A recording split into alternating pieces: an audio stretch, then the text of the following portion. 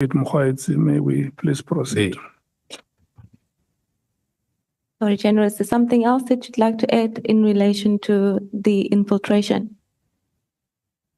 Maybe rounding off, I must mention one of the coincidents on the 6th on both operations. The first one in Katisomlefi's house, the team was approached by the driver, who then asked the team, and we have an affidavit also to that effect, indicating that is the team aware that Katisomlefi is a friend of the minister as they are arresting him. Now, on the afternoon's operation, when the team now is at Matlala's house, he also indicates that they are messing up his plan or schedule because he was supposed to be meeting the minister at that time. So that is another coincidence of the 6th on two different operations.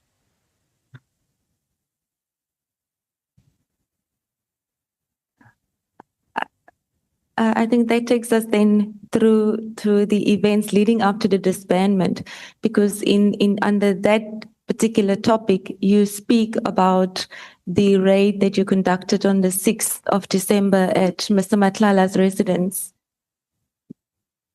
And you indicate in paragraph 127 of your statement that a second operation was implemented on the 6th of December 2024, which relates to the kidnapping of Jerry Bushokga.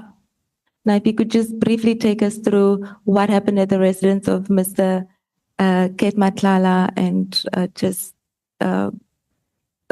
briefly explain whether you have managed to, what you discovered while you were visiting the residence of Mr. Matlala. Thank you. As I indicated earlier on, that it was two operations in one on the same day.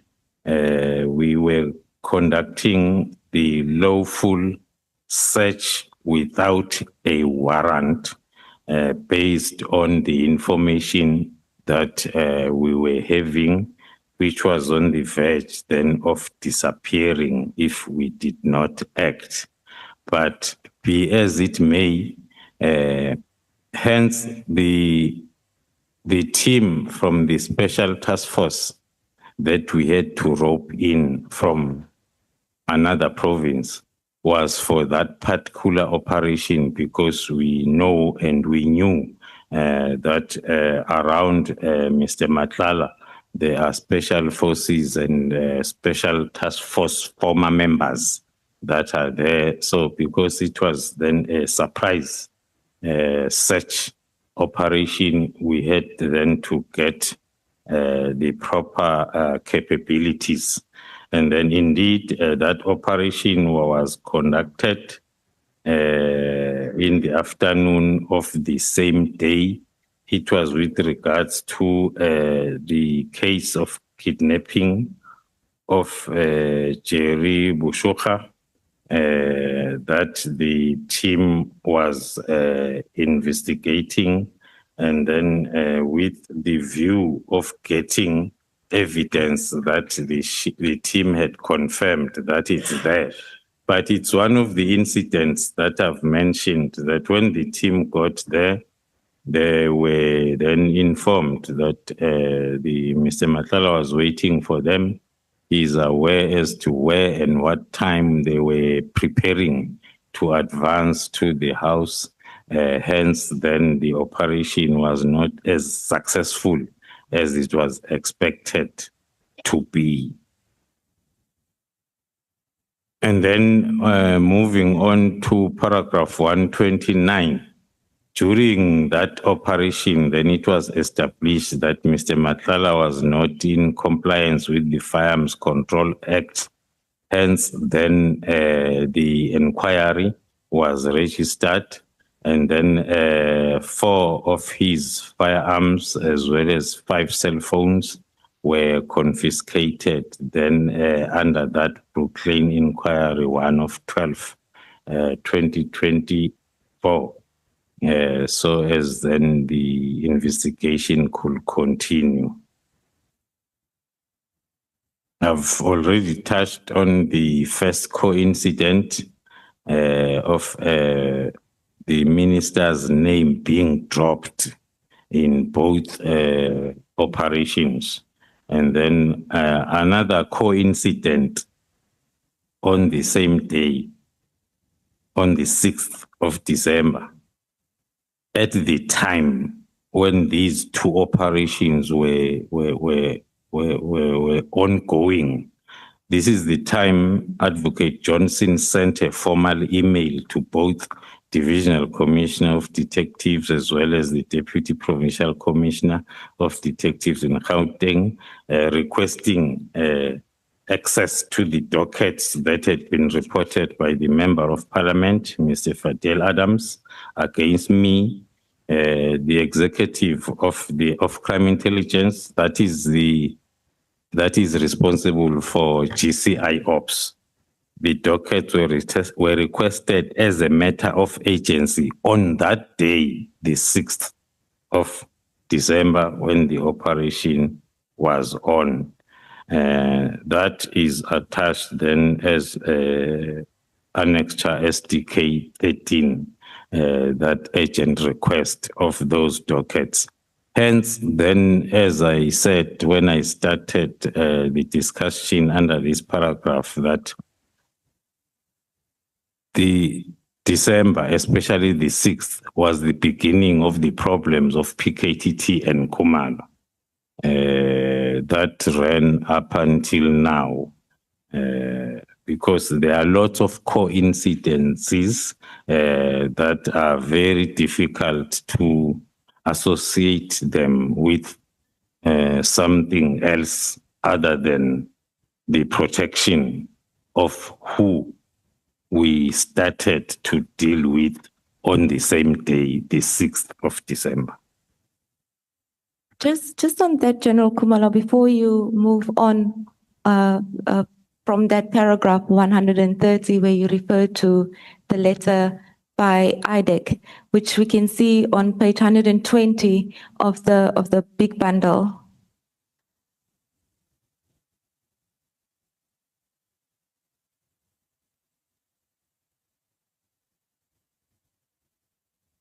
Yeah, just before you respond, General, let's take Honorable Malem. General, what's happening to the case of Jerry Boshoga? Because it has been going on, and it creates a very bad image of you and the crime intelligence and the police. That we can't find one man, the whole police system can't find one man who has been missing, identifiable businessman. Can you imagine if a villager that looks after goats disappears? It will be worse than what we are experiencing now. What's happening to that case? Because you touched on it before. Right. Thank you, Honorable Chair, Honorable Member. The case is under investigation, but it has been having those challenges. During that time, the team was working on that case as instructed by the National Commission. But soon after that operation, that case was reallocated by the Deputy National Commissioner, James Beer, to another team. So up until recently, when then the National Commissioner has directed that the team must resume the investigation of the same case. Which team? The first one or the severe one? They directed which team to resume the investigation? The team that conducted an operation on the 6th, the case was taken away from them soon after that operation until recently. when the National Commissioner has directed that the team must be reassigned that case. So the team has started now to continue with the investigation that they were at the advanced stage in December 2024.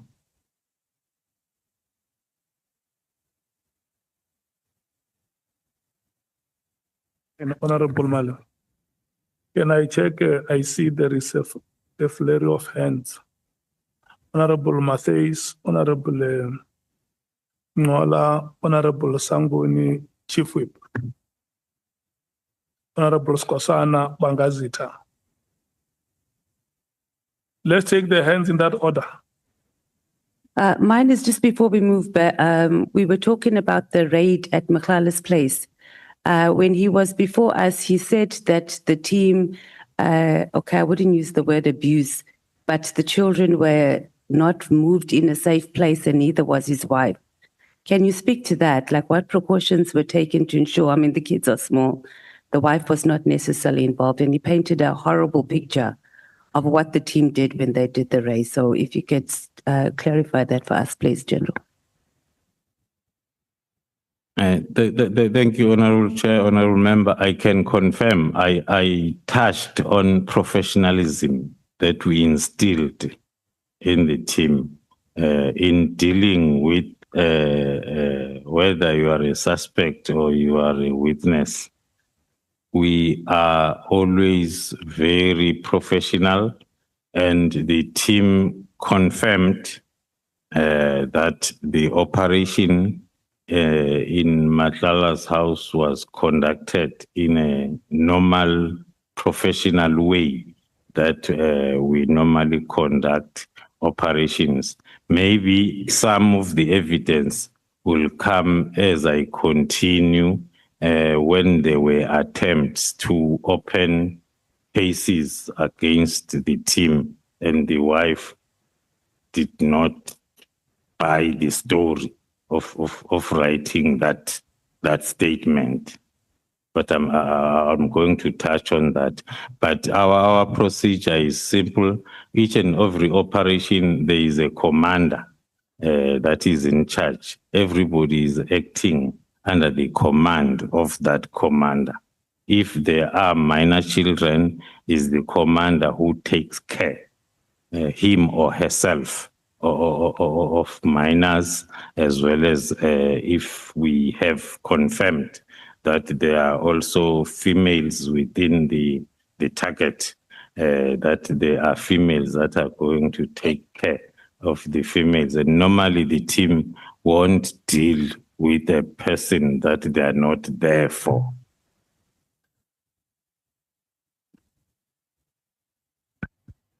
Honorable, okay. Honorable Matthews, are you satisfied?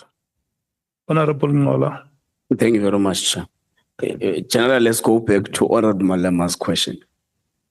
I think I missed you on what distracted the first team for the second team to be appointed. Where was the first team extracted? From CI or from the PKT? Or it was a multidisciplinary team as well? The one that was investigating the case of... It was... sorry, Honorable Chair, Honorable Member. It was the GCI Ops, which is assisted by PKTT, that was investigating up until the 6th. As I indicated, that from the 19th, there are specialists that came in to work on these two cases. So it happened that because on the second case of kidnapping, you needed a proper and thorough digital forensic analysis to analyze the video footages that are so there was a lot that was done during that time also on that case. Hence, then we were ready for the search and seizure unannounced one because of evidence that we had. So it was the same team. But then soon after the operation of the 6th, and then the case was reallocated to the team that is in the office of the Deputy National Commissioner, Crime Detection. But General, the first team was allocated by you. Who withdrew it for the second team to be allocated?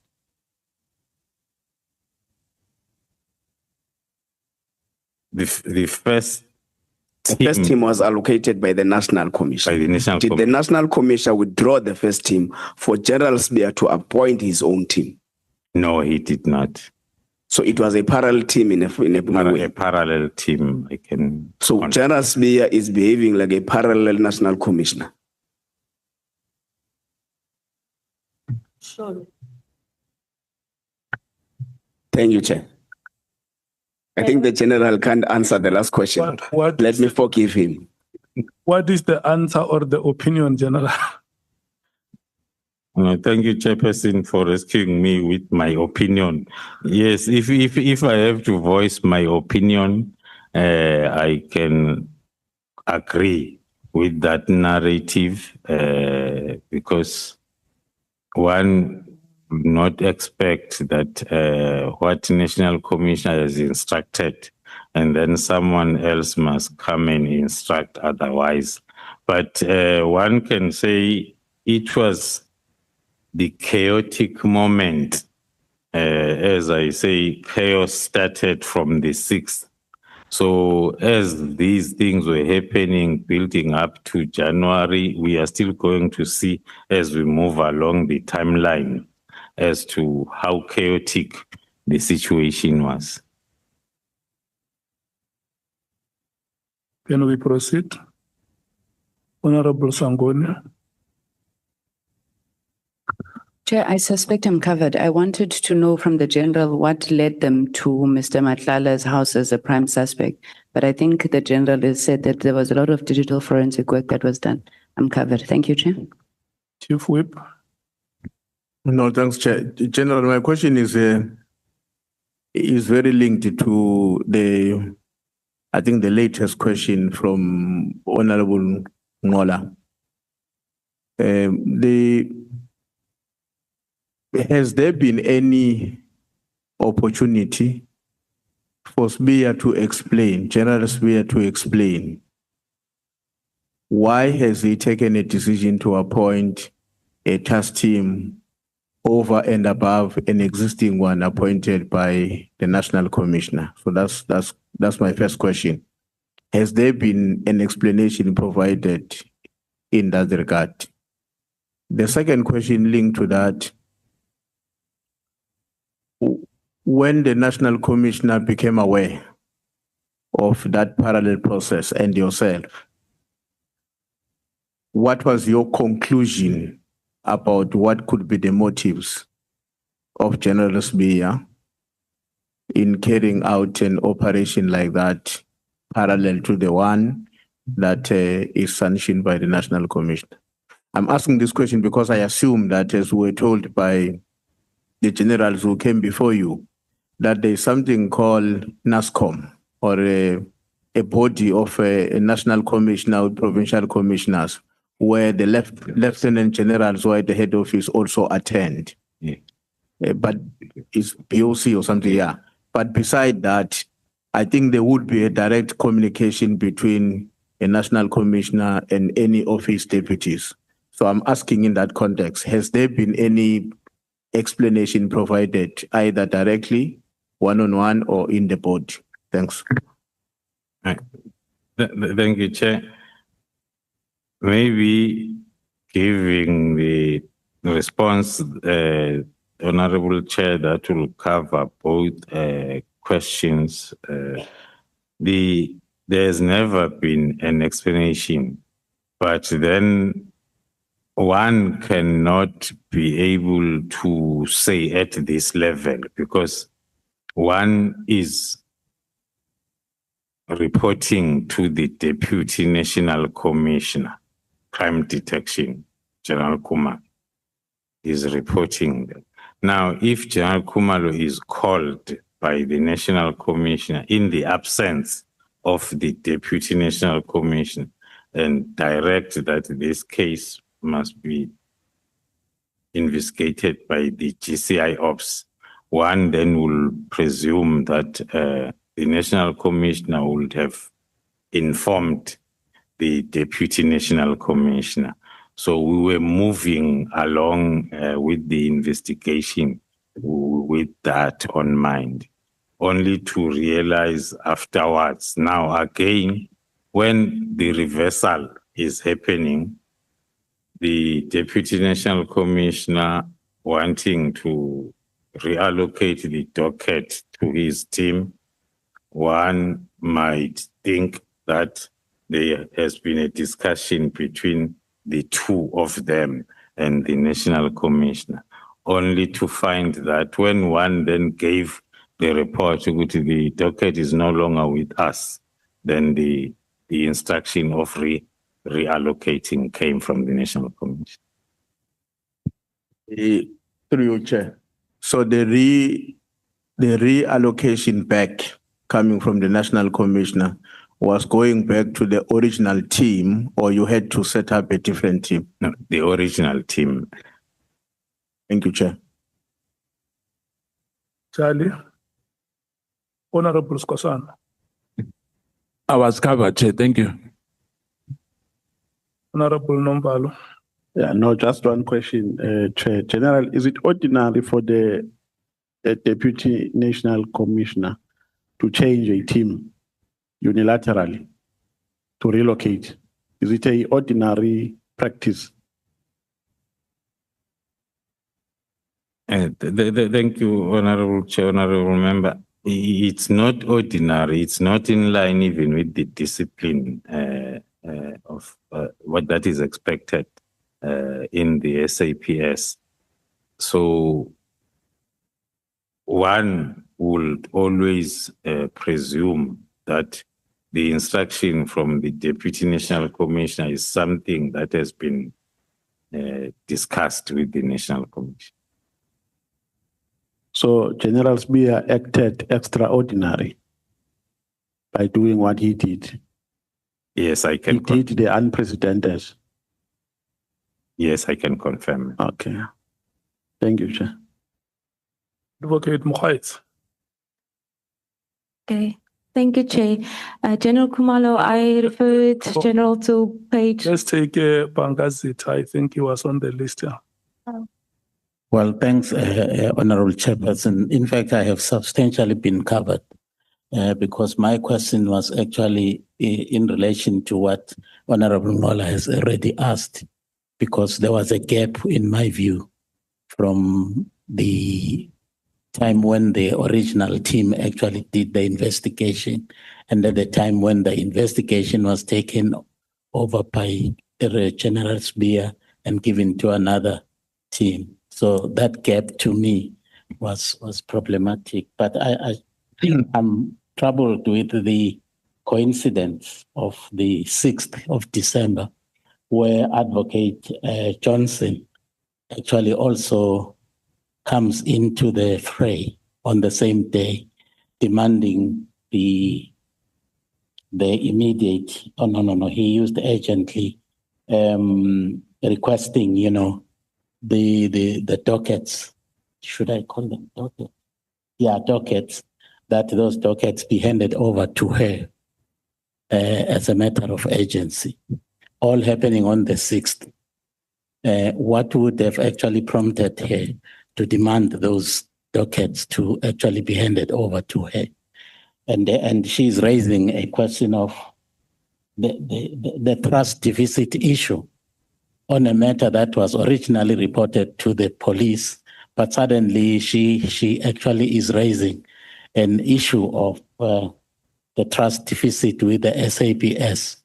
Why would the complainant go to the SAPS in the first place if the issue of trust was his concern?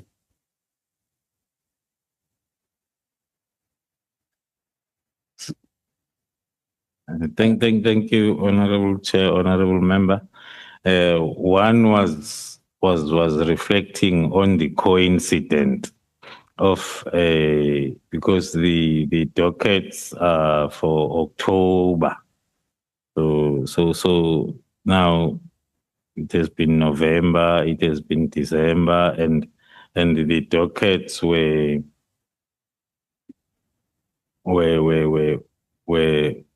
dealt with, were being worked on by the division inspectorate as it's indicated in the same letter. But then the agency comes on the 6th when we are busy with this takedown operation.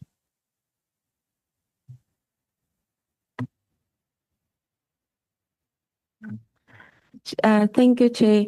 General Khumalo, just while we're there, I referred General to that particular letter because I wanted clarity on just confirmation whether the events that happened on the 6th of December, this letter that was ultimately written for the request of the docket, this is also the very same.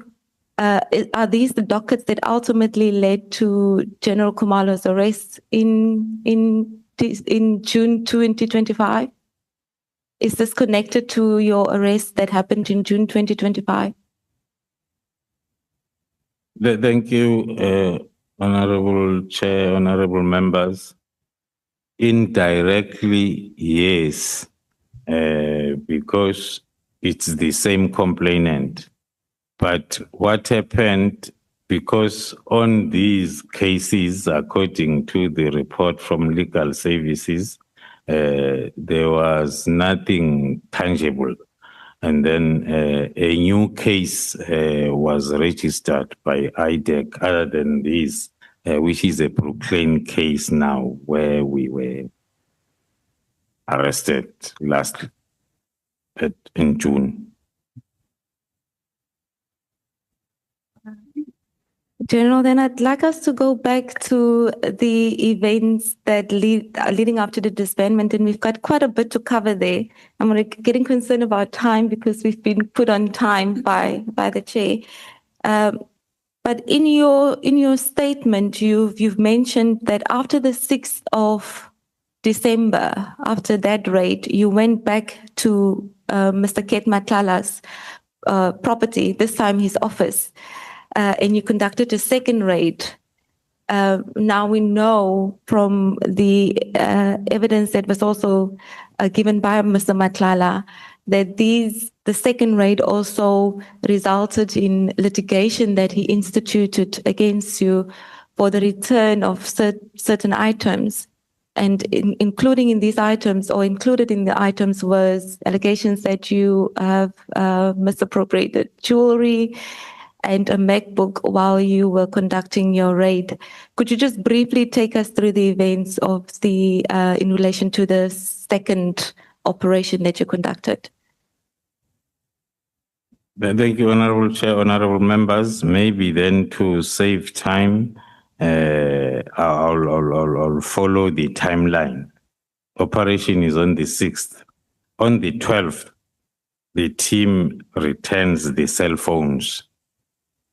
There is no litigation yet, but on the 12th, the team, because as I've indicated, we are the team is self-sufficient. Everything, the turnaround time of all the analysis or of work is very short because we have dedicated capacity and dedicated specialists. So the cell phones were returned on the 12th, and then on the 13th, and then Mr. Matlala signed the affidavit at High Court demanding his cell phones that were brought back on the 12th already. So on the 13th, he then filed the affidavit at court. So the only thing that was still outstanding were firearms. But in his affidavit, he's including even the cell phones that had already been returned. And then on the 17th, he filed then the notice of motion. On the 18th, as agreed upon between the team Mr. Matlala and his lawyer. That was the appointment date to say that, because on the 6th, when the team took the 4 firearms, they wanted the rest of the firearms. But then Mr. Matlala indicated that they are on the sites. I reflected on the team being professional, understanding business. And then the team asked us to when can you be able then to bring the firearms together so as we can finalize the compliance inspection. And then it was agreed that will be on the 18th of December. And then indeed the team went there only to find that the responsible person who's having the safe key, he is not there.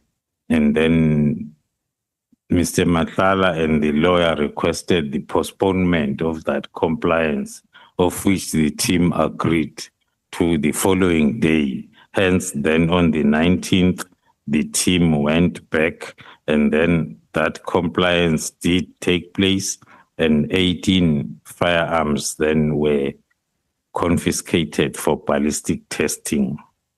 Then on the 20th of December, that is when the team learned now of, because the previous date we saw on the papers, but we only learned on the 20th that Mr. Matlala has instituted high court proceedings for the return of his firearms as well as cell phones. To touch on the point, I think under paragraph 137, the interdict was to prevent any further harassment and the return. I'm touching on harassment after I've indicated on the working together on the 18th and on the 19th. Now, but then on the court papers, it's harassment and the return of the following items: the Rolex watch, which was not part of what the team confiscated, and the watch, yes, the firearms, the MacBook was also not part of the cell phones. 2, the team took 5, not 2, but he wanted 2 on the court papers, as well as 2 rifles and a Beretta 9mm pistol. That is what was listed. Then, but other than the cell phones and the firearms, the team did not confiscate, even in the form of stealing those items. And also on paragraph 138, one is tempted to also indicate, because in the founding affidavit is saying he was visited by 100 police officers from Special Task Force. No, there were not 100, there was only 8. But then, as I indicated, that when we come and then you will think that we are 1,000. And then there were 8 Special Task Force members and 8 NIU or TRT members, the members that were there according to our deployment plan. So we are confirming that other than the firearms which were taken for ballistic testing, the cell phones were returned 5 days after the 6th. They were returned on the 12th. The allegations were in fact fabricated. The only items that were removed, as I've indicated, is firearms as well as 5 cell phones, not 2. Then the opposing papers were prepared by the team as well as the legal services of SAPS and were submitted then as per SDK 16. That is what happened then up until the between the 20th and the 22nd. And then on the 23rd, Now, because as I've said, I said maybe so as we save time, we do it in a timeline format. Mr. Mkhosi is sending a WhatsApp. Now, this is the information that is coming from Matlala's phone in May, but it's filling in the gaps of what transpired in December. Then on the 23rd, Mr. Mkhosi is sending a WhatsApp text to Mr. Matlala, wherein he is stating IPIT guy name, my brother, any news from IPIT. So that is the discussion now that is taking place during the time when there are cases that Matlala needs to open against the team. And then still on the 23rd, I was called in a meeting with the former minister, Begicele, not in Durban, in Pretoria, where he informed me that he had a meeting with Mr. Matlala, and Mr. Matlala informed him that he was requested to fabricate the allegations in relation to the jewelry and the MacBook as part of his founding affidavit, so as then General Sbia can have a case that he can be able to deal with me with accordingly. And then that is what we are used to. If we are operators, that there will be those cases that will be fabricated and be opened. But then, as I'm indicating on 143, that Mr. Matlala was advised to fabricate the charges against me by Lieutenant General Sbia in order to provide General Sbia with departmentally, including possible, with something to charge me departmentally, including then my dismissal. My response to that, I did confirm to the former minister that, yeah, that is coming from our normal operation that we conducted on the 6th, and further compliance inspections that we conducted. We have returned the cell phones, and the firearms are still undergoing ballistic testing. As soon as we are done, and then if there is nothing wrong, we will return them back to him. But if there is something wrong, then we are going to charge him as it's a norm. Then that was the end of the meeting.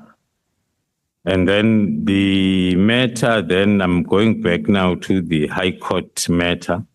The matter then was set for the 24th of December, and then it did not continue because Matlala decided not to proceed with the matter. The court made an order that the matter be removed from the roll, and a copy of the order is attached also as SDK 17. The state attorney that was appointed to deal with the matter in the council on behalf of the police, they were at court on that day, ready to proceed with the matter. The allegations that there was any settlement agreement entered to with Matlala are false, because the firearms were not back yet. They were still with our ballistic experts. And then we were continuing with our plan as it was planned. But then the matter then did not continue at court based on Mr. Matlala's withdrawal. Okay. And so before we move forward, and I know you want to probably note paragraph 146 as well, and elaborate on that.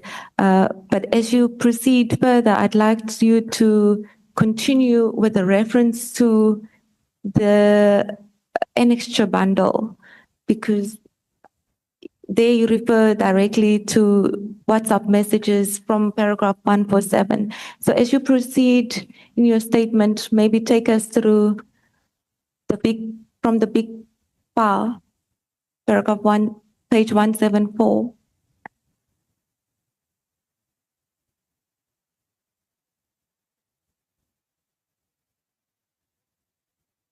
So now in paragraph 1, from paragraph 141 to 169 in your statement, it suggests that the minister played a role in the disbandment of the PKTT.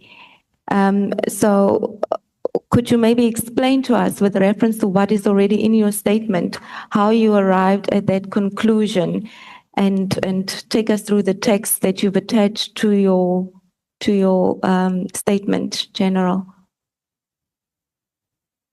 Thank you, Honorable Chair. Must I start at 146? I think that's where you left off. Yeah. Thank you, Chair. On paragraph 146, one is flagging on the minister that was called by the meeting that was called by the minister, where the tender of Mr. Matlala was discussed. The reason for flagging that is, since the Medicare that one was not aware of, we are from operational environment, we are not privy to who's having which tender. Then one will take it that SAPS, more especially the directorates that are within the support environment are the ones that are dealing with tenders. Then there was no noise up until the operation of the 6th of December. And after that operation on the 6th of December, in the court papers that were submitted by Mr. Matlala, there was an inclusion of this issue of a tender. And that document, as they normally operate, leaking the documents that they submit anywhere else, it was leaked. It was all over the print and social media from the 20th. Then it made headlines up until the minister called the meeting on the 24th with SAPS management to discuss this tender. The point that one is driving to is, was this meeting, discussion, and the cancellation of the tender going to happen if there was no operation on the 6th of December, which then resulted in the High Court issues, where then this tender issue was also part of, because that's when it became known to the general public. So we are saying basically the operation on the 6th was the cause for the meeting of the 24th and the subsequent cancelling of the tender later on. Then moving to 1.147, then going through the WhatsApp communication, which are also attached from SDK 19, page 174. In my affidavit, I did not include all of them. I only included the ones that are talking to the subject matter. Yeah, the ones referred to in your statement are attached. Let's take Honorable Matthias. Thank you, Chair. I was hoping that I'd ask these questions before we moved on to the next theme. Mine was on your meeting with the former Minister, Becky Cele. Were you not shocked General that he called you, and did he say to you before the actual meeting what he wanted to talk to you about? And also, was the meeting around, did it come across to you that he was paid by Matlala to sort of make his situation go away? Because according to the testimony of Kat Matlala, he said he paid Becky Tele also to help him get his firearms back. And that was the biggest thing he was worried about, that SAPS took his firearms, he couldn't get his firearms, and he was desperate. That's why he reached out to Becky Tele. So you, as an official of SAPS, meeting with the former minister, I mean, I know he was your boss at some point. Was it a sound decision for you to do that? Did he offer you money also to be on the side or make this case of Cat go away? You need to tell us that, because you're just giving us a bird's eye view of what happened there. And I'm sure, knowing the former minister, Becky Tele, he can talk. So can you give us a little bit more details there? Thank you. Thank you, Honorable Chair. Honorable members, let me start by saying even if one can do the communication analysis, you won't find any call between me and the former minister, even during the time when he was the minister. I try my best not to learn things that I do not know. So there was no communication. I won't say I was shocked, but the message when it came and the agency of the matter through a person who was requested that I must make myself available, it's very important. Then there is nothing else. In terms of did I suspect something, there is nothing that I suspected. I was just interested in what is it that is so important. Then when then the meeting did take place, he did then explain to me about the plan that is being hacked for me then to be dealt with in terms of what I've explained as a concerned former minister. That's what I picked up from him.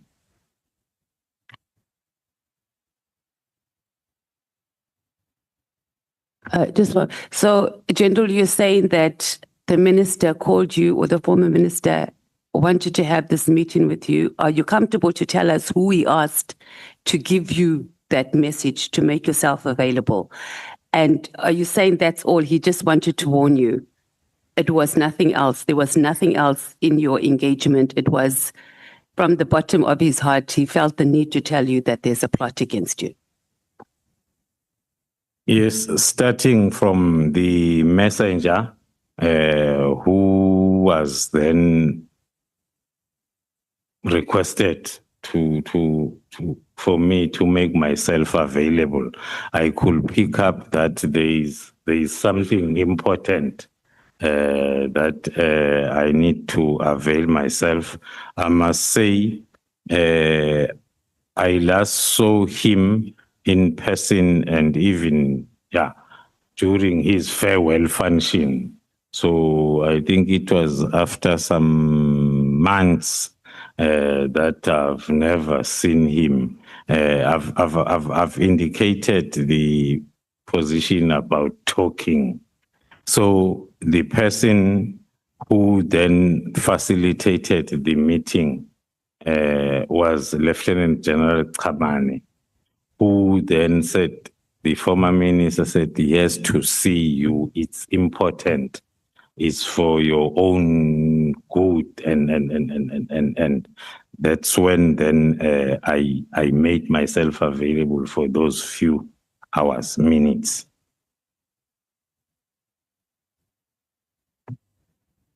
Honorable Matlala. Covered by Honorable Matis, Chair. Thanks. Honorable Sango. Chair, I want to say I'm covered, but I don't think I'm hearing the general correctly.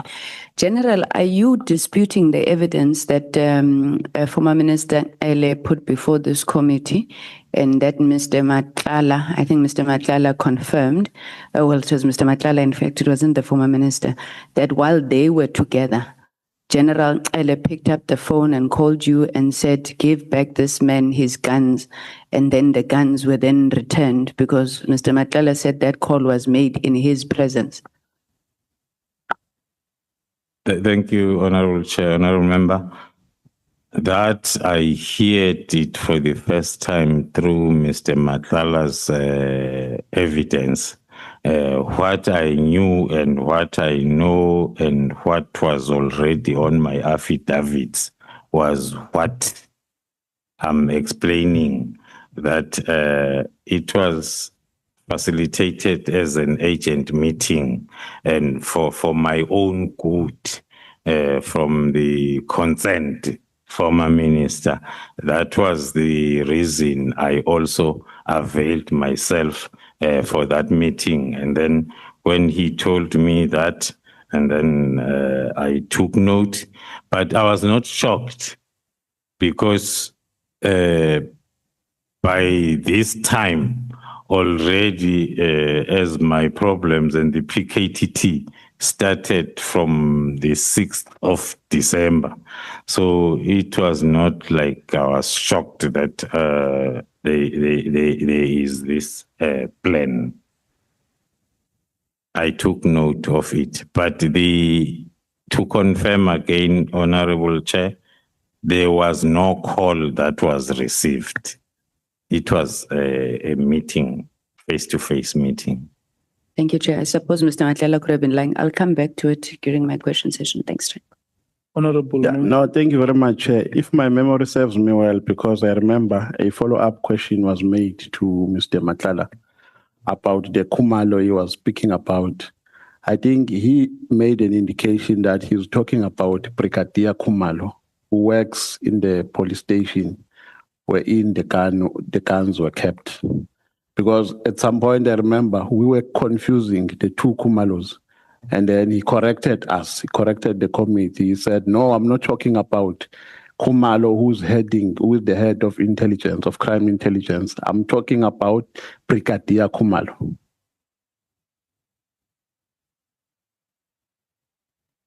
That is a correct assertion of what he said. My records agree with that. Is that one of the battery, Chair, not this one? Is that one of the battery, not this one? Thank you, Chair. Advocate Mohaitz. Yeah, even here there is another.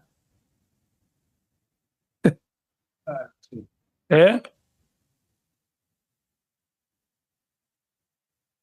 What are you saying, Jali? I'm saying the ice boy, Chair. Thank you. The other one is also a Khumalo. Eh? Yes, Chair. Okay. Advocate Mohaitz. Yes, Chair. The question that was put to General Khumalo was, he's indicated that the minister's directive to disband the PKTT, or rather the events that unfolded, and this can be seen from the text messages between Ket Matlala and Mokhotsi. In his statement, General Khumalo, you suggest that these events seem to have been directly linked to the directive that was subsequently issued by the minister. And my question to you was, how did you arrive at that conclusion with a reference to the WhatsApp messages that you've attached to your statement? Thank you, Honorable Chair. The build-up to the 31st, we see, if you look at what is happening on the ground to us and what is discussed. Remember, what is discussed, we see it in May. So before May, we were not aware because we only picked up the WhatsApp communication in May during the arrest of Matlala. But then when you look at the activities as built up, hence then I started with the WhatsApp message on the 24th.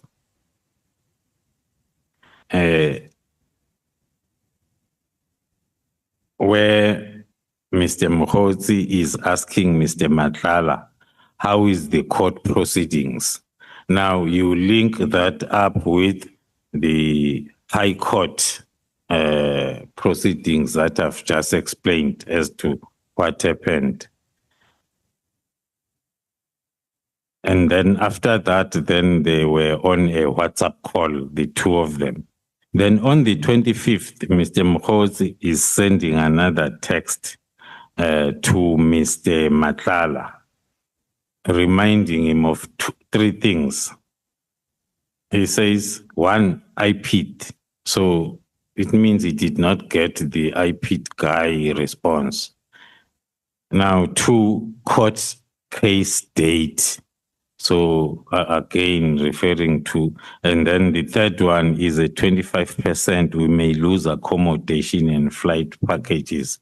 That is in line with then the deal that they were having, that Mr. Matlala was going to pay for some of the delegates that were going for January 8th statement or coming this side. Then on the next one, on the same day, Mr. Matlala is now responding on the previous messages. He's just saying, let me know when you are back. The bank's open tomorrow. I'll circle that deposit thing. So he's responding to point number 3. And then on the first and the second point, he says, the rest we'll discuss whenever you are available. Then moving on to on the same day, Christmas Day, when everybody is happy. Then on the same day, Mokhozi is asking again, a reminder, IPID can be a breakthrough. So this is the third time now Mr. Mokhozi is asking about the IPID progress. And then Mr. Matlala replies, there is a bit of a hurdle there, but I'll fill you in. And then Mr. Mokhozi is insisting, will it work? And then Mr. Matlala then fails to hold back the answer. Then he gives the answer because he has been saying, we'll talk about it. He says, it needs someone brave enough. So that is the response from will it work? Then on the 27th of December, and then Matlala collected his own personal firearm from Brooklyn. It was the first firearm that came back from ballistic. And they all came back, but he collected only his own firearm on the 27th of December. Then on the 27th of December, so the other firearms are still at the police station, but they were all, because I think we have indicated our turnaround time for firearms that are less than 20, it's a week and a half or a week when we have to do the ballistic testing. Honorable James. General, thank you. I've been vindicated because Mr. Matlala, when we questioned him, he insisted that he collected all his firearms, not just the one that belonged to him. Why was it that he didn't collect the others? Were they not registered in his name?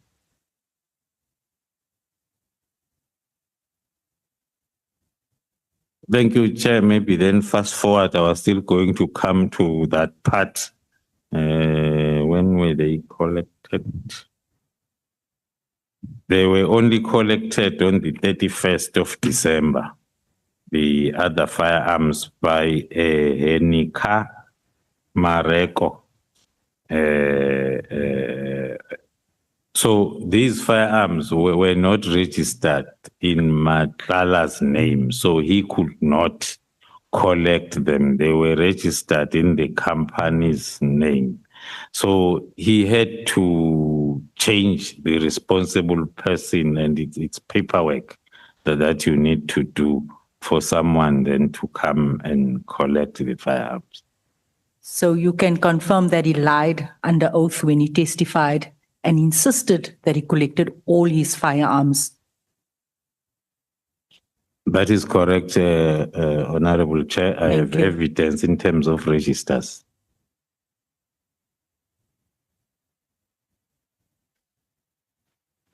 Honorable Shongwe. Thank you, General. Ngicela clarify something la. You're saying the guns were not owned by Matlala's company, right? They were owned by a certain company. You're saying that? No, I said they were owned by the company, not him. His company. His company, but not him. Not him personally. Not him personally. He was only having a license of one firearm. So the other licenses were belonging to a company. Is this the same company I thenge ku Mawumela? Yes, sir. All right, thank you.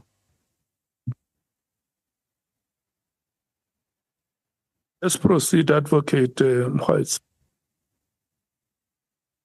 Because the General Khumalo was interrupted while he was going through the sequence of the WhatsApp text, I just would like to allow him to finish the sequence dealing with how these communications were linked to the directive that followed on the 31st of December. Thank you, Chair. So on the 27th, maybe before that, on the 25th, I highlighted the persistence of Mr. Mkhwetsi to Matlala about the IPID progress. And then at the end, Matlala is responding that it looks like it's not happening. It needs someone brave enough. Now, on the 27th, Mr. Mkhwetsi sent a message to Matlala, which is a screenshot of his chat with the minister, asking if the arrest was effected. Then after receiving that, so in other words, according to our analysis and interpretation,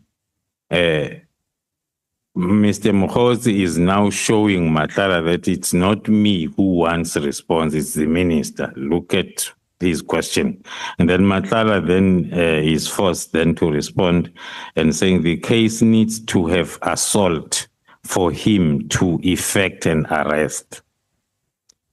He's saying he can't do arrest if there is no J88 to prove assault, and my wife is not keen to open such a case.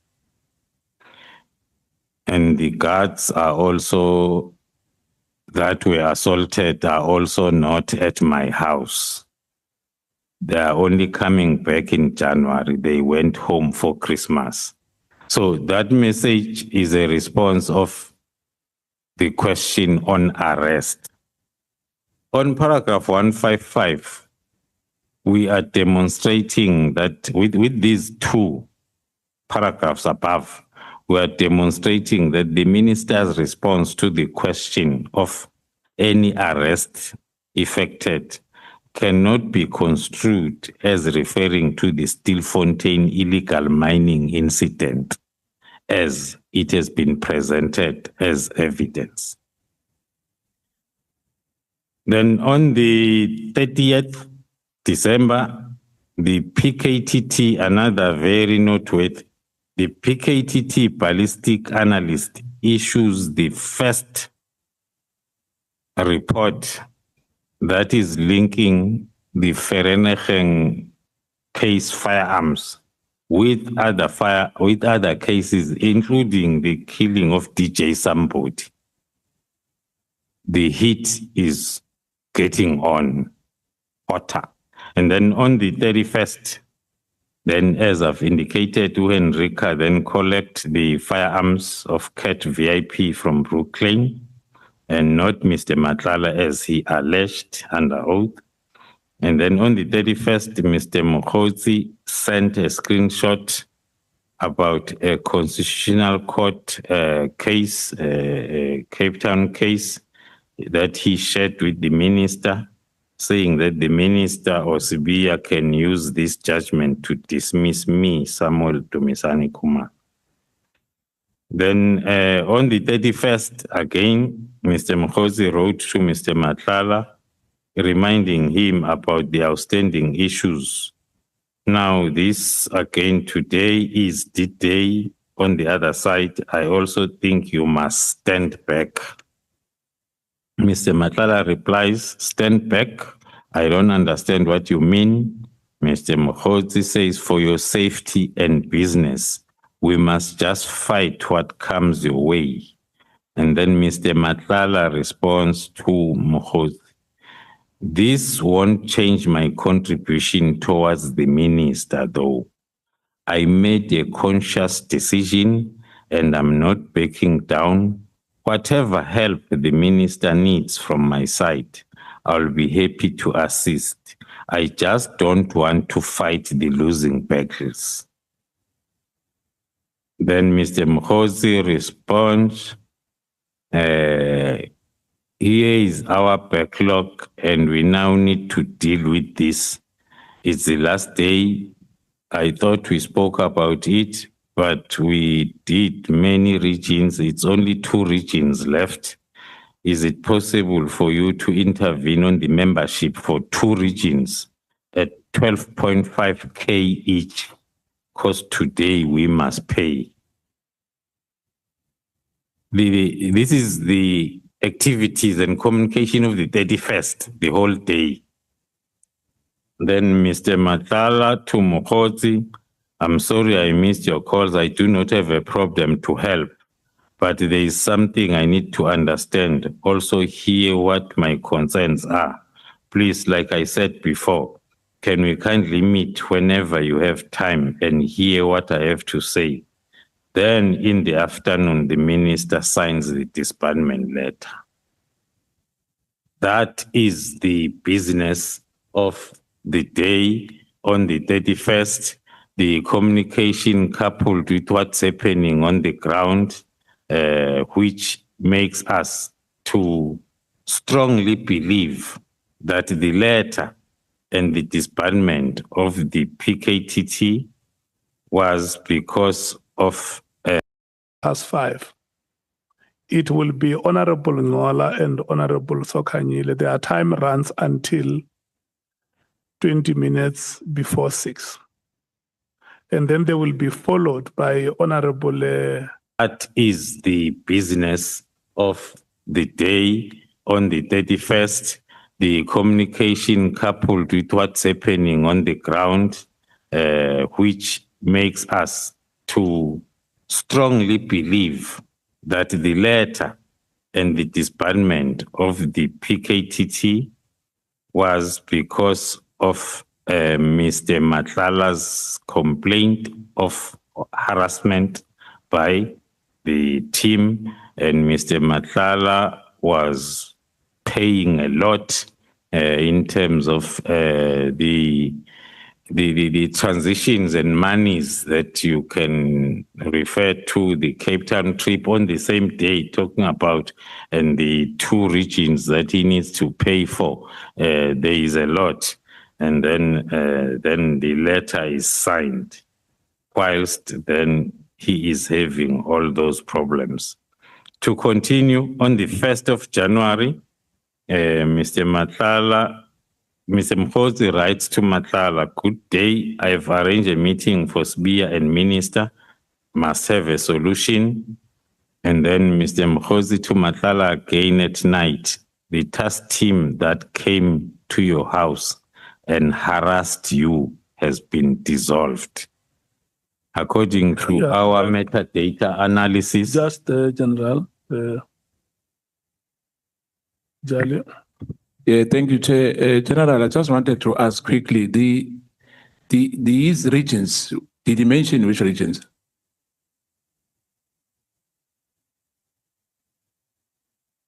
Because I'm looking at the page 50, maybe I've missed something, I might be wrong.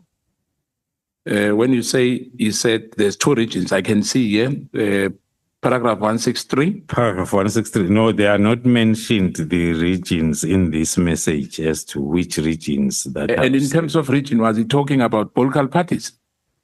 If you follow the whole discussion, yes. So that was the ANC, am I right? It's not indicated as to which political party. Oh, well, the chief whip is here. He can confirm. Thank you. The chief whip is not a witness here. Are you trying to implicate him? I'm satisfied, Chair. Thank you. Advocate Mohaitz.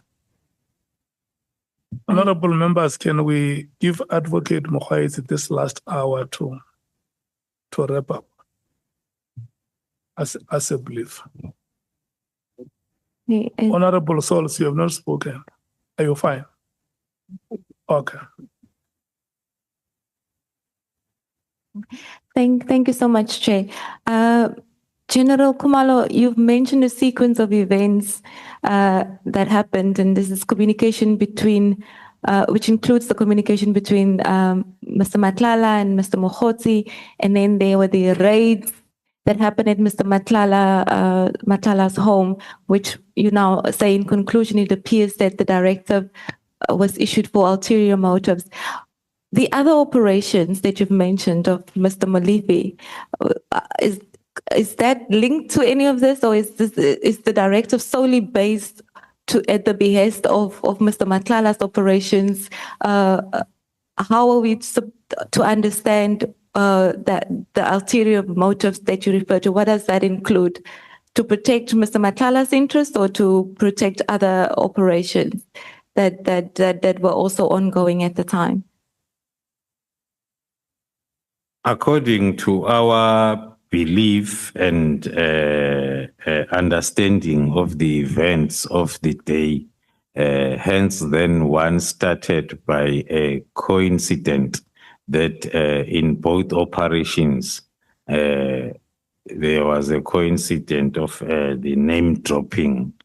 And then as events were unfolding, and then we see Mr. Matlala being more prominent.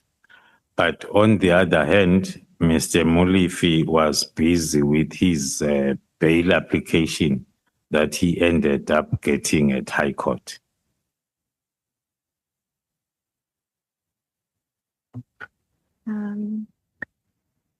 Because we've only been given an hour, I am sure members will extensively take you through the events that you've mentioned and other issues that we've already addressed.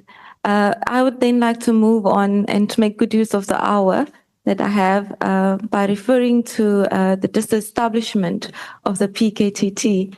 Now, you've left off with your description of a sequence that led to the issuing of the directive, and then in paragraphs 175 to 210, you then describe what subsequently happened in relation to the implementation of the directive that was issued. General, I don't intend to take you through all of the evidence that you've mentioned there in the manner that we have been doing up to now because of time. So I'm going to pose a few questions to you, and you should at liberty to refer to as much as you wish, that you obviously consider important. From what we've heard in the evidence that was given in relation to the implementation of the directive, it appears that the implementation was spearheaded by the Deputy National Commissioner, because the National Commissioner at the time was on leave, and the email that was then directed to by the acting national commissioner to the deputy national commissioner has seen an event unfold of the deputy national commissioner taking charge and seeing to the implementation of that.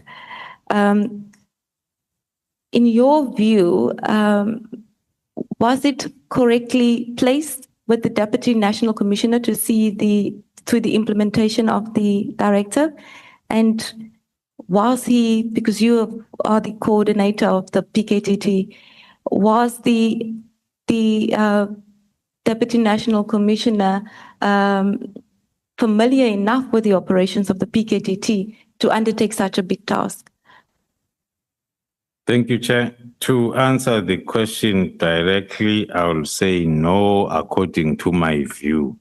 I explained in details the procedure of establishment, that the approval, the final approval is with the accounting officer, the national commissioner. So there was an acting national commissioner. If the matter was so urgent, then the process was supposed to be handled by the acting national commissioner in the absence of the national commissioner. Then just in relation to the implementation of the directive, like I've indicated, we've heard evidence from the National Commissioner and General Masimula, and it's been confirmed that the National Commissioner was on leave at the time when the directive was issued, but he was back at around the 16th of January. And you deal with the events that happened on the 16th of January in paragraph 185 of your statement. And you indicate there that upon the return of the National Commissioner, yourself and the National Commissioner had a meeting with the Minister where the Minister was briefed not just on PKTT, but overall what the work of the PKTT was with the counterintelligence at the time. Is that correct? Thank you, Honorable Chair. That is very correct. On the 16th of January, myself and the National Commissioner briefed the Minister on GCI Ops. The main reason and the agency was the threat that one was foreseeing, looking at the happenings of the 6th of December and the ongoing operations that were still active by then. But the other issue was it coincided, not coincided. There was a lot also because the other wing of attack was the use of print and social media against myself through my position as the divisional commissioner. So we felt the need to go and brief the minister on the real reason behind this attack, which was the GCI Ops.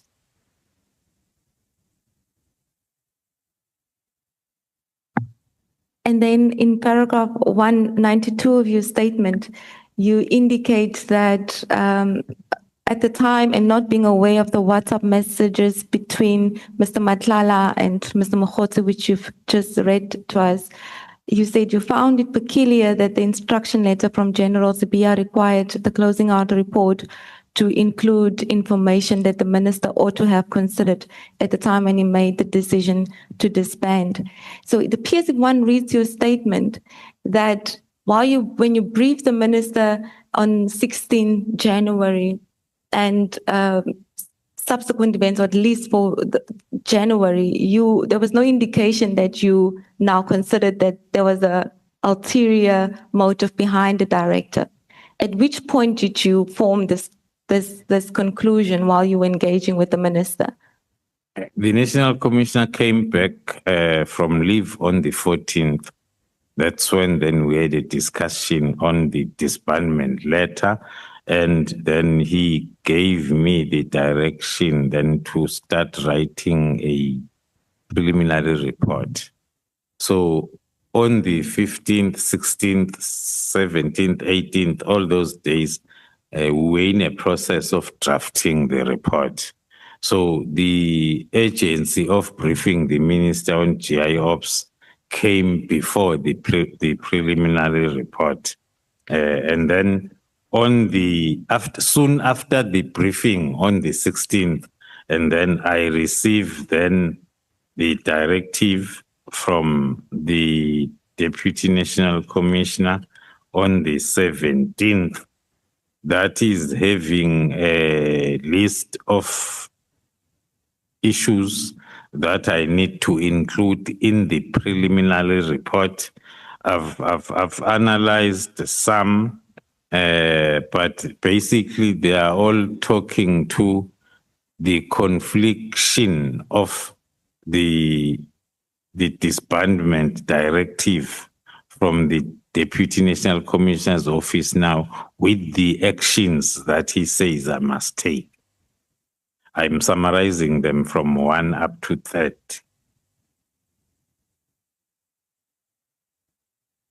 Which is paragraph 191.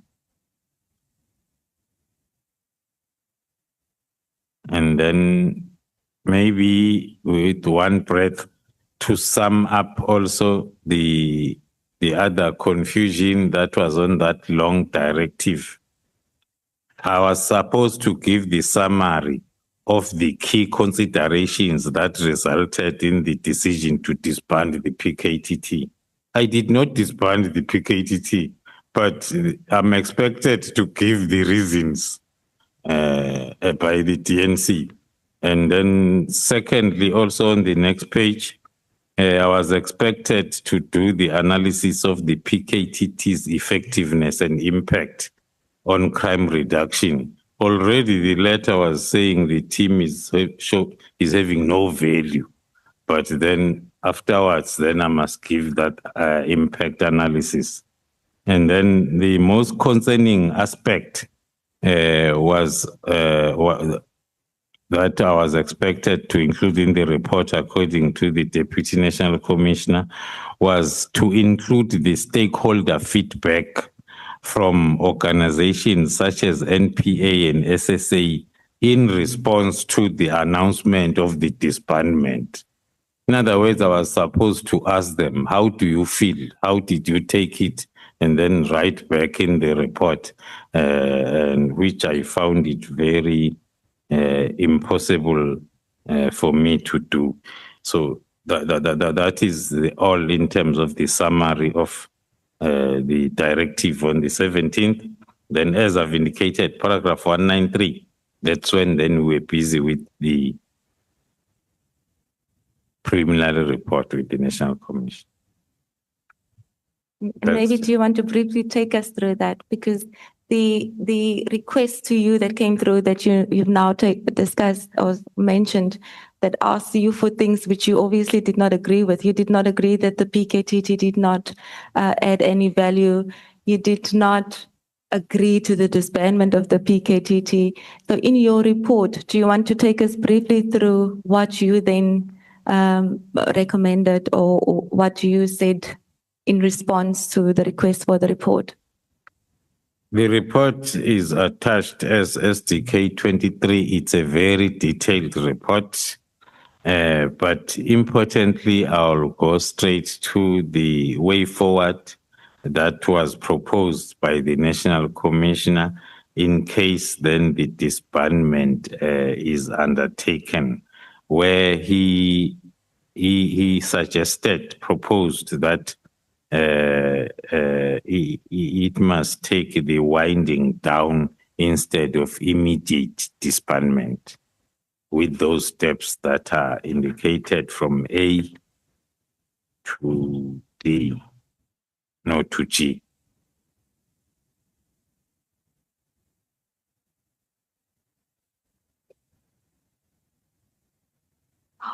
One other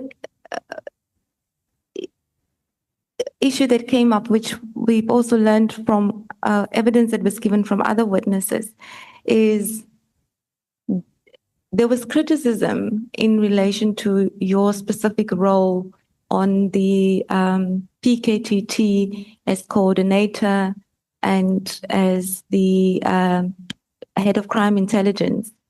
Now, we see from your statement that in paragraph 205, that this was raised by the minister during this process of implementation and reporting back and forth on in how the PKTT should be disbanded. You indicate in paragraph 205 that the minister criticized you for your role and questioned why you were so invested in keeping the PKTT. Was there any merit to the concerns raised about your dual role that you played as head of crime intelligence and then also head of the PKTT? Before the 6th of December, I've never heard any concern about me being the Divisional Commissioner, Crime Intelligence, as well as the coordinator of PKTT. As senior officers, it's one of the expectations that you can carry more than what you are appointed for, more especially when it comes to interventions. There is one operation that was the task team. There is one task team that was established in the same December with the directive of the minister in the Eastern Cape, where a Major General Zulu, who's appointed as the head of specialized operations in Pretoria, was then appointed to be the coordinator of that operation. So it's part of the package for us as senior officers then to be, unless if you approach the National Commissioner and then raise some concerns that you cannot do it.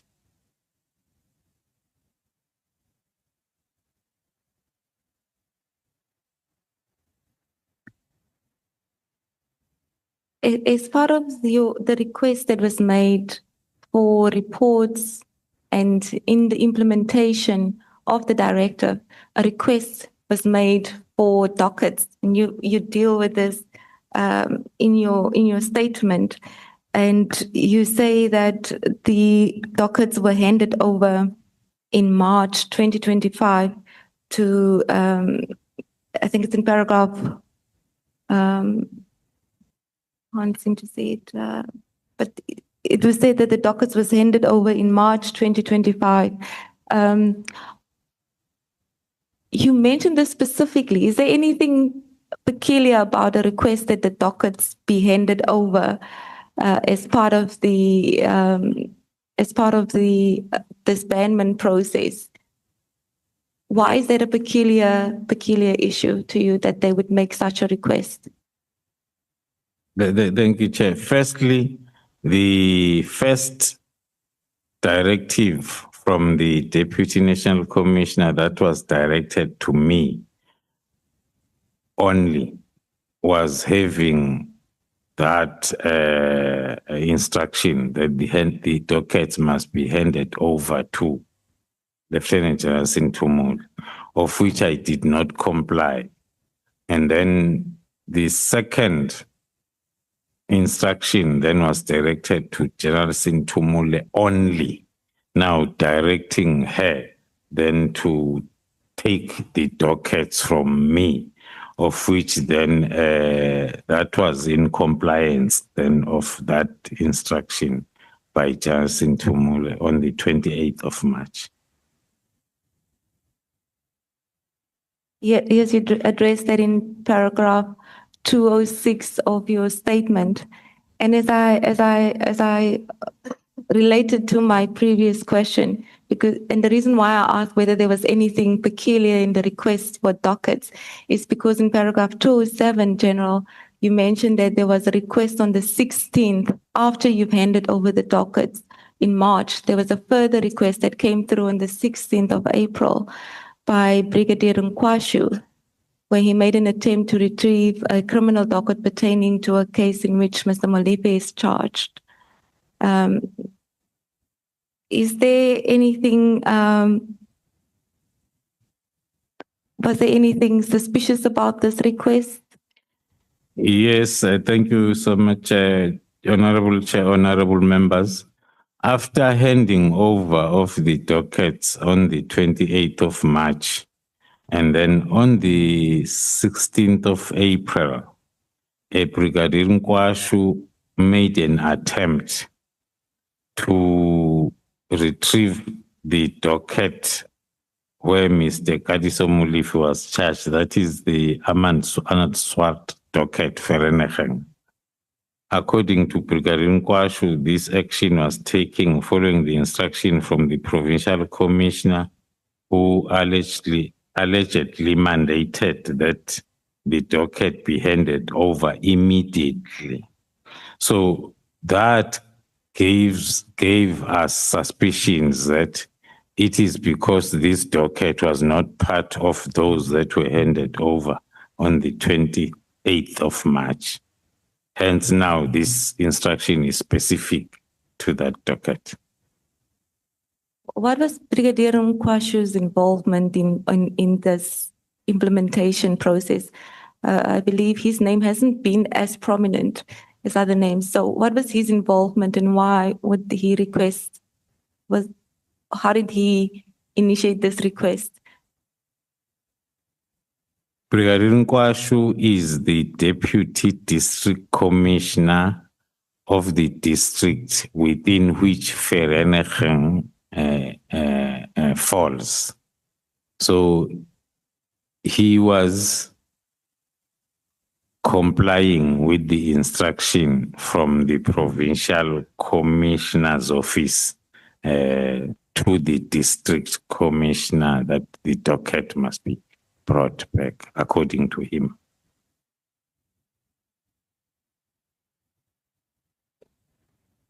Maybe it's important just to add this.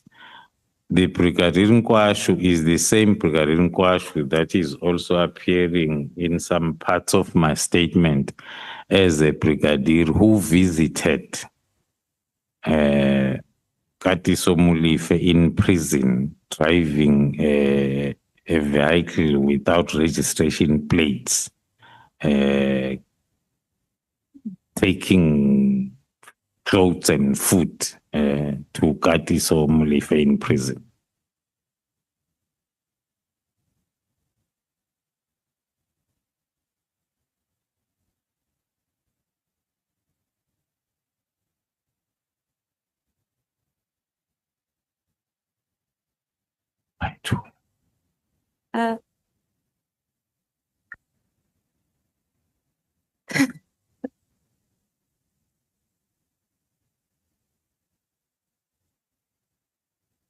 That's correct, Honorable Chair.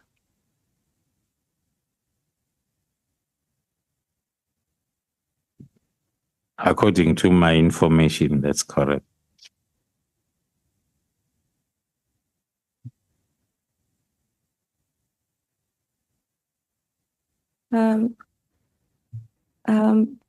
General Khumalo, you indicate further that on 22 April 2025, the Deputy National Commissioner gave further instructions.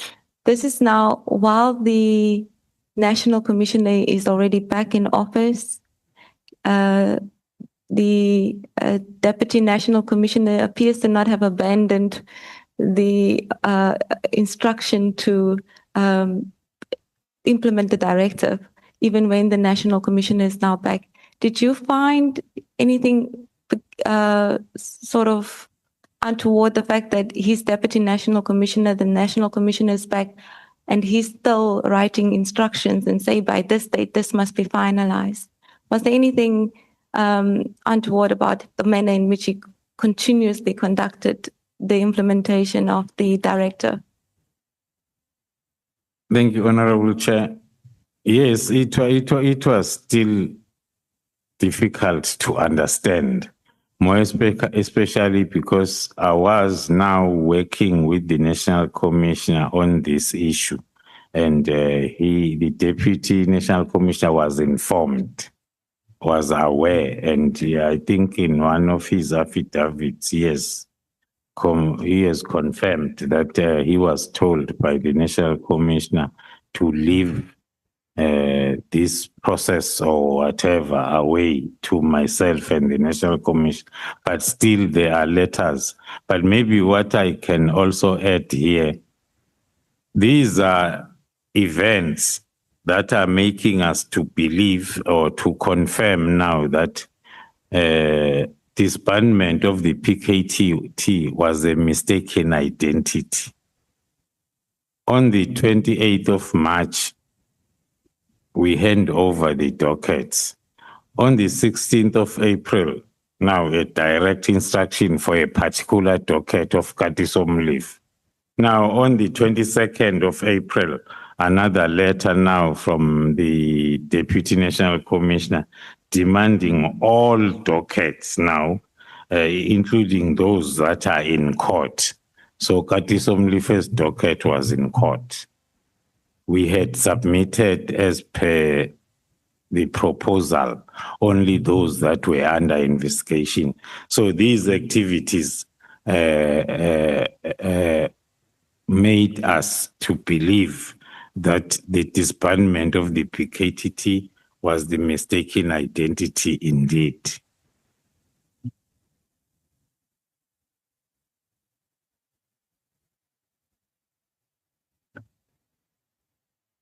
Can we continue?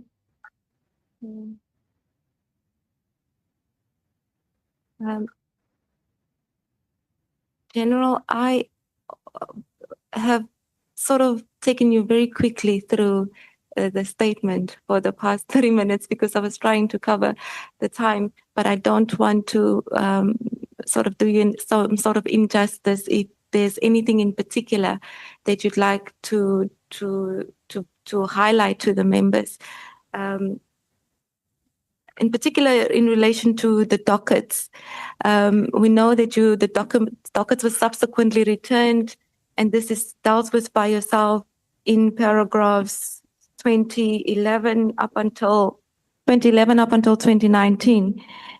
Is there anything in relation to the return of the dockets that you'd like to speak to? We have, the committee at least has heard quite extensive documents about evidence about the return of the dockets. So I'd like to give you an opportunity if there's anything in relation to the return of the dockets that you'd like to emphasize other than what is in your statement. Nothing in particular with regard to the return of the dockets.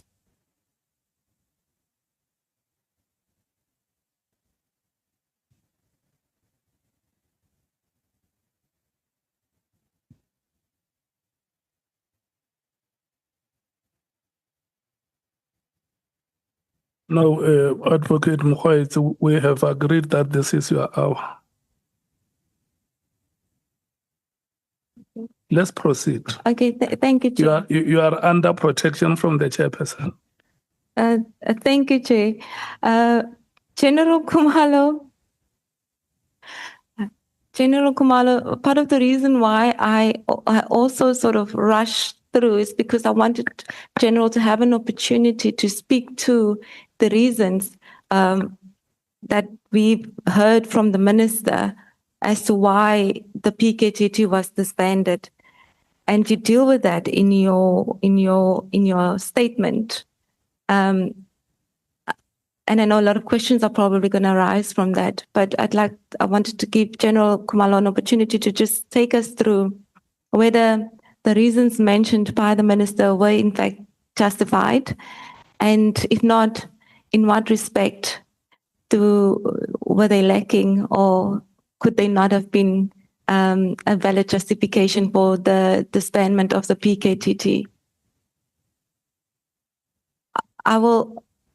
You've mentioned a few in there, and so if you could just, from paragraph 220 in your statement,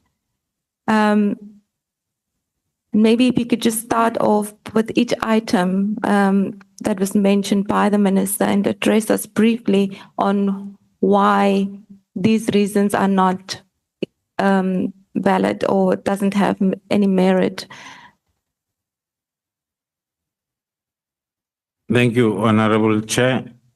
Maybe then to try and summarize my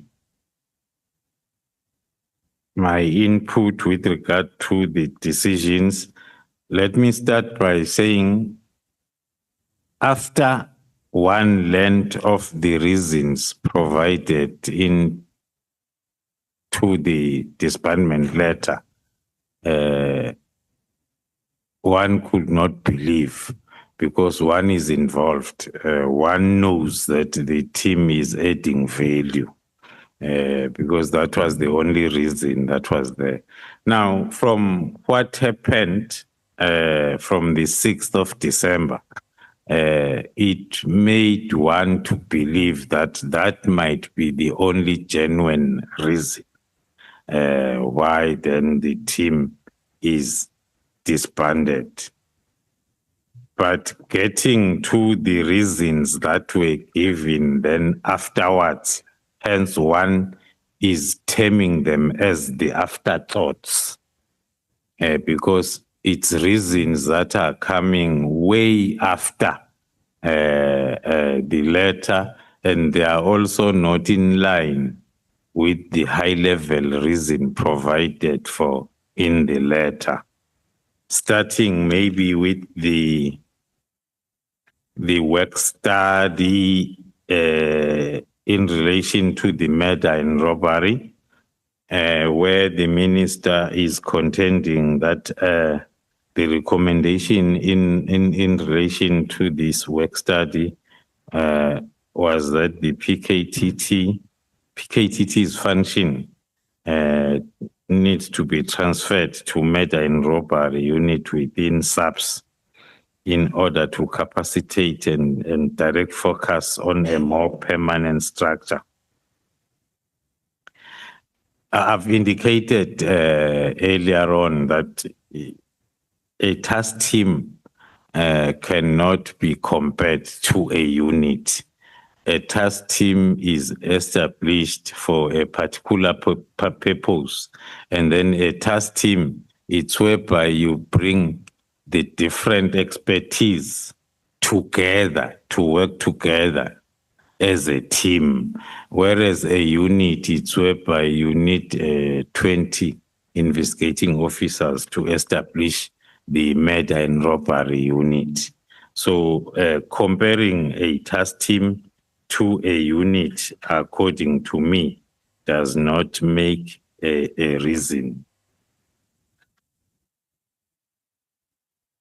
And the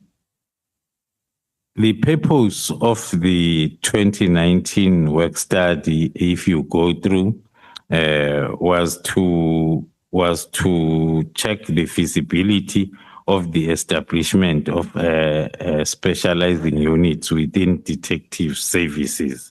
It was not meant for the assessment of the task teams. Another misinterpretation by the minister on the work study is where he recommends the current task teams to be subjected to an impact analysis by OD and strategic management in the provinces to ensure the feasibility and the existing of teams. So even that document is not recommending the disestablishment. It recommends the impact analysis and feasibility studies to be conducted, but to the provincial task teams. It's not talking to the national. The purpose of the implementation report by Colonel Mare was to determine the implementation status of the specialized units that were established. The minister further misinterpreted paragraph 8.9 and 8.10 of the recommendations. No task team be established without a written or approved documentation. That is one of the recommendations, which is contrary to disestablish the existing task teams. Instead, it says any task team that is established at provincial level must be with the approval of the provincial commissioner. And the second one talks to the current task teams to be subjected to an impact analysis, as I've indicated. That is what was supposed to have happened with the correct procedure of disbanding the national task team. The impact analysis was supposed to be conducted first. In terms of budgetary constraints and lack of oversight of the work of PKTT, I explained in my affidavit at length the oversight mechanism that was and still in place for the PKTT. Out of all the task teams that are currently on, it is and it was the PKTT that was having such oversight mechanism than all of them. So the budgetary constraint issue, that one was addressed by the CFO during her testimony, but one can confirm that during that time, PKTT was not the only task team that was in place. We had and we still have others that were in place since 2017, long before the PKTT in 2018, and they are still in place even today. So the issue of budgetary constraints cannot be applicable to the PKTT only.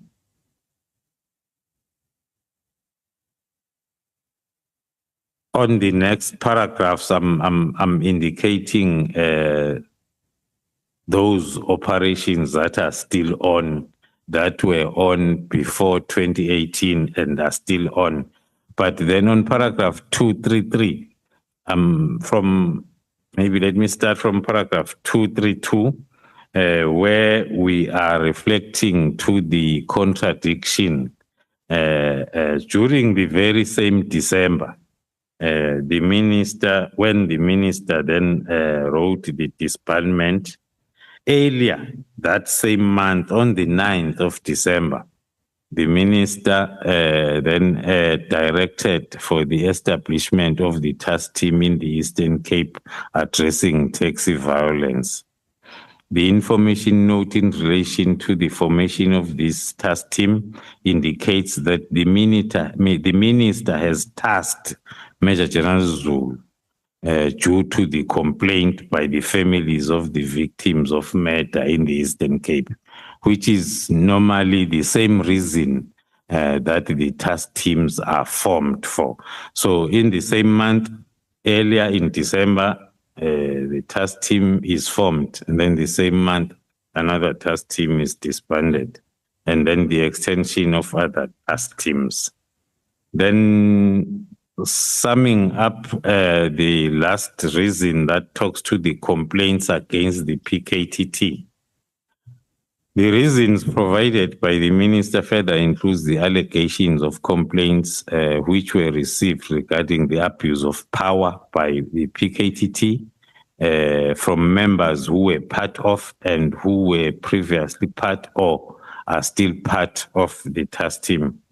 As the command structures at all levels, we have never received such complaints, so as we are able then to provide necessary feedback or accountability to the minister with regards to those complaints, because they have never been discussed with us nor verified with us whether they are true or not. That will lead me to the last part of the complaints received from Patricia Mashale and Mary Haas, which were also cited as the reasons for the disbandment. According to our profile, Patricia Mashale is an information peddler who is talking whatever he is sent to talk about. But then from paragraph 240, we are putting the correct profile of Miss Patricia Mashale from when she was dismissed by the Department of Health due to desertion and was employed by SAPS without declaring that he was dismissed. Hence, then he was dismissed again in the SAPS because of that lack of declaration. She developed hatred for SAPS. That is the profile that we have. She developed hatred of SAPS up until such time that she formed a WhatsApp group of SAPS members for change that is made up of all members that are dismissed from the SAPS. So for her to talk anything negative about the SAPS, then it's not far-fetched. So all what she says, it needs to be verified before then maybe a decision is taken. On paragraph 240, we are mentioning just one example where Mr. Mashale, where Miss Mashale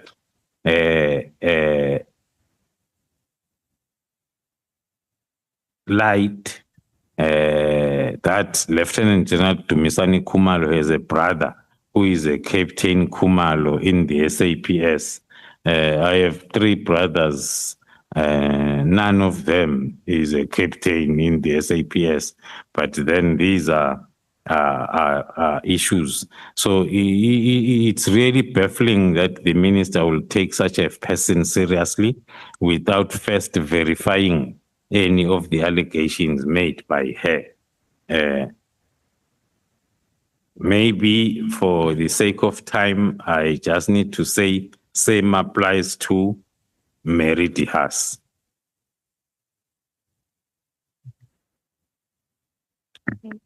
Then General Khumalo, just to also briefly touch on some issues that came through from the evidence that were given by other witnesses and in relation to the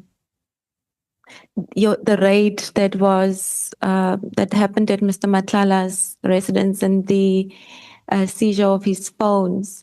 Now, when Advocate Johnson appeared before the committee, it was alleged that the phones of Mr. Matlala was already on, and there were concerns that items might have been deleted.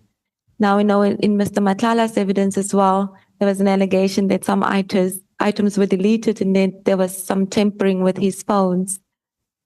Now, in paragraph 256 of your statement, you do not deny that the phones were on, but you provide an explanation as to why this was, and you deny that the phones were tampered with. Do you want to just briefly provide an explanation for why the phones were in fact on when it was collected from the PKTT? Thank you, Honorable Chair. I wish to place on record that the allegations that data was deleted from the phones of Mr. Matlala are false. No one else other than us that were interested in all the information that we could get, because we were the only ones and are still the only ones that are investigating Mr. Matlala. Then addressing the issue of maybe why the cell phones were on. From paragraph 254, the phones were seized from Mr. Matlala on the 14th, and were received by our digital forensic investigator on the 15th of May. And then on the 30th of May, the cell phones were handed over to IDEC as instructed by the National Commissioner. The digital forensic was still busy working on the phones. There were suspicions that there might be other reasons why IDEC is so urgently needing these phones, but then we made sure that the proper chain statements and processes are followed, whereby our digital forensic investigator, whilst the phone was still on, they were handed over to IDEC because he was still working on the phone when the instruction came that the phones must be handed over. But the process of handing over in terms of resealing and completing the necessary handing over documents was done. Then after the phone content was downloaded, then the chats between Matlala and Mkhosi regarding this disbandment was discovered. Some of it is the one that I was talking to.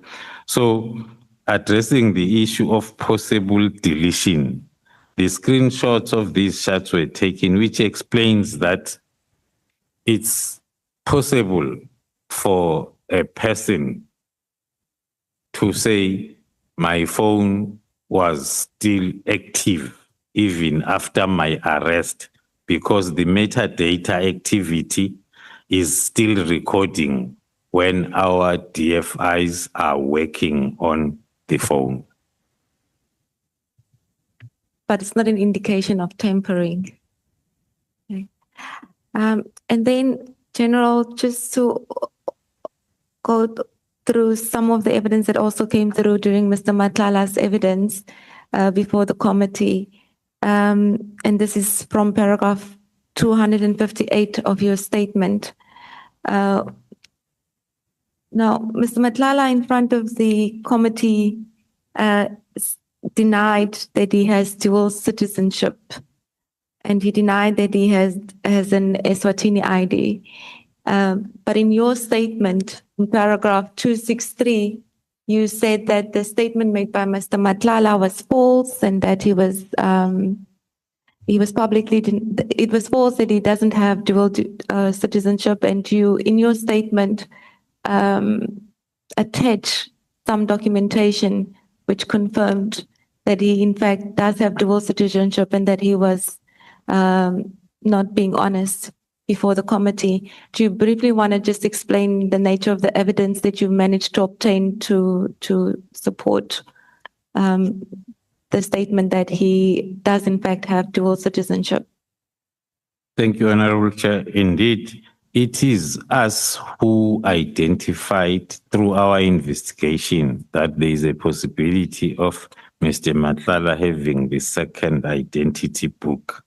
And then we followed up that investigation, and we can confirm now that Mr. Matlala made a false statement in Parliament as well as at court on paragraph 28 of his affidavit for bail, alleging that the police had planted that photo of that second Swaziland ID in his phone, because that was his reason that it was planted. But then on our further investigation, together with the Eswatini authorities, and then Eswatini Ministry of Home Affairs confirmed to us that the ID of Mr. Matlala was issued, and that it was issued with a major procedural errors and irregularities. The Eswatini authorities confirmed that Vusimuzi Dlamini is not a citizen of Eswatini by birth, which is Kurt Matlala. They further confirmed that the personal identification number was created on the 12th of February 2024 and used to issue the identity book before the birth date was registered. The birth record was only registered 8 days later, which is the 28th of February. The investigation team in Swaziland, which is in constant communication with us, had already arrested a person and charged the Home Affairs official who facilitated that issuance of fraudulent ID, Swaziland ID, to Mr. Matlala. And is attached, confirmation to revenue authority is attached as my SDK 39.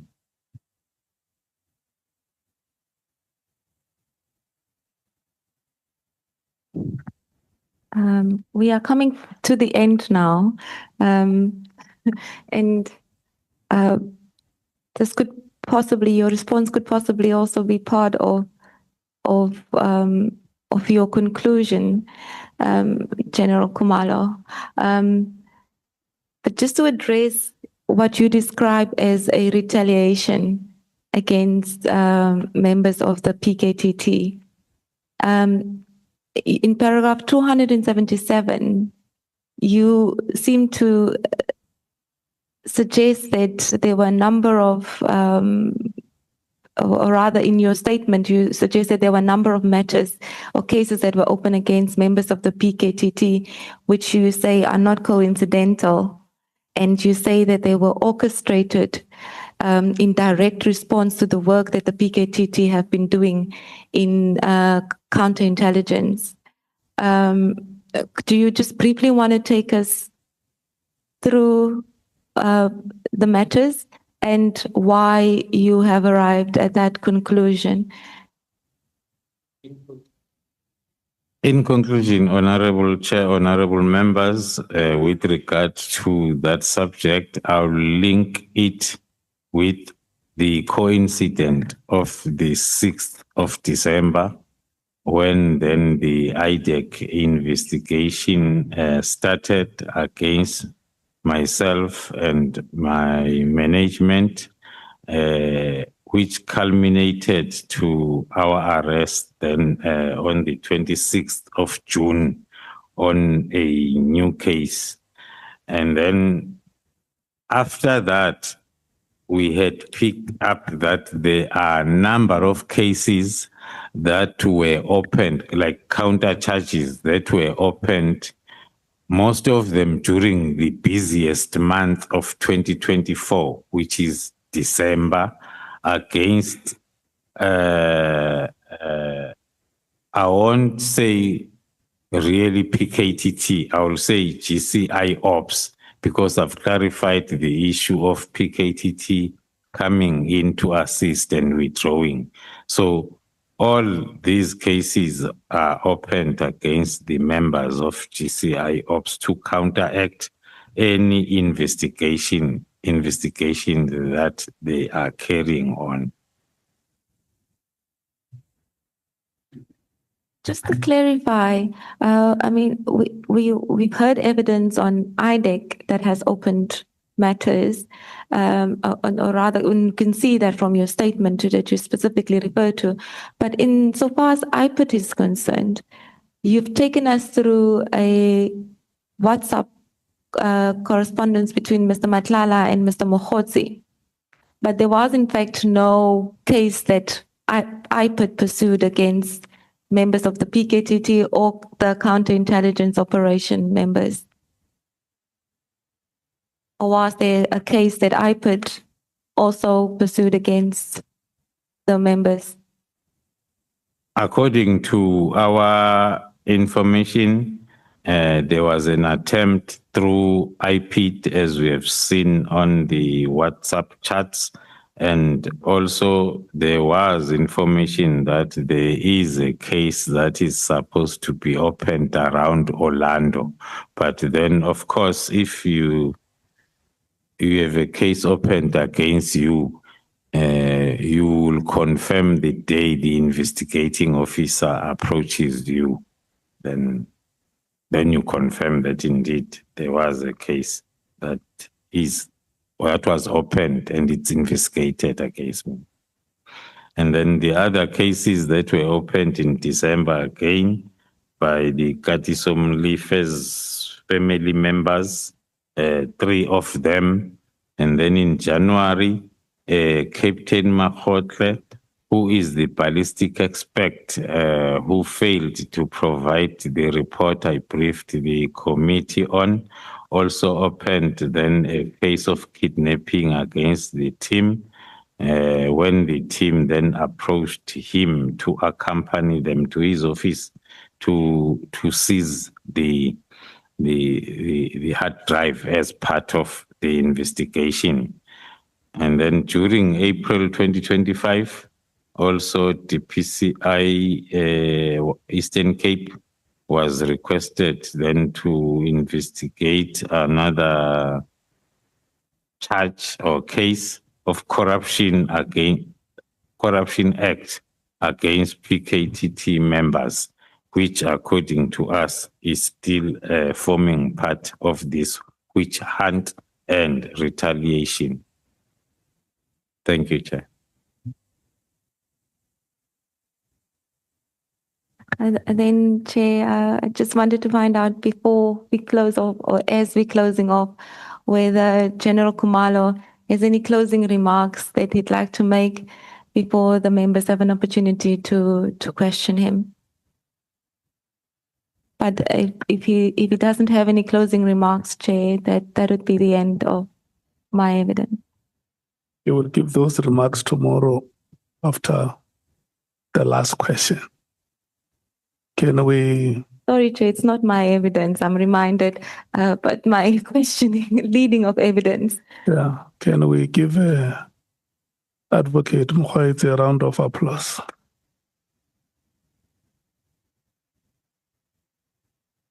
Now, this is very brilliant. Can we do it again, honorable members? Is the witness also allowed to clap, Chair? Yeah, he is. I mean, let me tell you why we must do this. The women of South Africa in the generations of our forebears have never had this opportunity and have never dreamt about it. In fact, it was inconceivable. There was not even a television station for African people. So since we started with these proceedings, there are many South Africans who are following us on our parliamentary channel and other TV channels that we have in the country. And the communication section of Parliament has informed us that the viewership of the channel has increased tremendously since we started. So it means that there is something good that we are doing, but to give young African females coming from disadvantaged and marginalized, the hinterland of this country, an opportunity to show their abilities like the way Advocate Mokgweetsi has done. It's a tremendous achievement. And we want to thank you so much. You must never drop your head. If there comes a moment that you make a mistake, that mistake must not disable your movement forward. Rise and dust yourself and focus all the time. We want to thank you so much. Advocate Bongi Mkhize, is there anything you want to say? There's nothing I'd like to say, Chair. I think, well done, Maria. Thank you so much. Honorable members, and thank you so much for your testimony, General Khumalo. We want to thank you so much for your cooperation and for having availed yourself to this engagements. What we are going